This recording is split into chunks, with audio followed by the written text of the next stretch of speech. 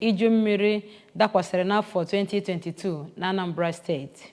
Nke a so n'otu n'ime amụma eji n'aka iji wee gbochie ndapụta nakwa nkesa ọnya dịgasị iche iche nakwa kwalite ọnọdụ ahụike ndị mmadụ na mpaghara ahụ, ọkachasị nke ụmụntakịrị na ụmụ nwaanyị. Gere akụkọ a ka o si wee gaa.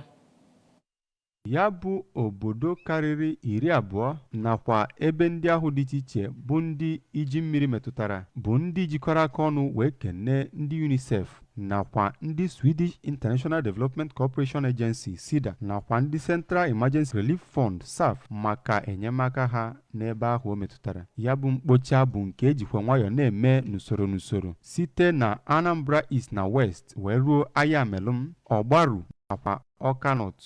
Ya bụ ihe mmemme nke gụnyere ikpocha ọwa mmiri, ịsụcha afịfịa, ịgbakwa ọgwụ mgbochi nakwa ileta gburugburu. Ka ọ na-ekwu okwu onye program manager nke Anambra State Rural Water Sanitation Hygiene Agency (RUWASA), Maazị Tochukwu Nwosu, onye nọchitere anya site na aka Nwaada Chinelo Nwosu, hụrụ na UNICEF nakwa ndị ọzọ na-ejikọta aka ọnụ iji wee hụ na ewepụtara ya bụ ihe iji wee nye olileanya nyere ndị na-enweghị olileanya. Maazị Nwosu mere ka amata na ndị na-enye aka na ya bụ ihe bụ ndị gbapụgoro mmiri n'ebe dị iche iche dịka ụlọ akwụkwọ nakwa ụlọ ọgwụ, nke ga-enyere aka ibebilata ọya na-efe efe. O mere ka amata na ya bụ ihe bụ nke a na-eme n'obodo bụ nke a ga-eji nyere ụmụ nwaanyị, ụmụaka nakwa ndị ntorobịa aka.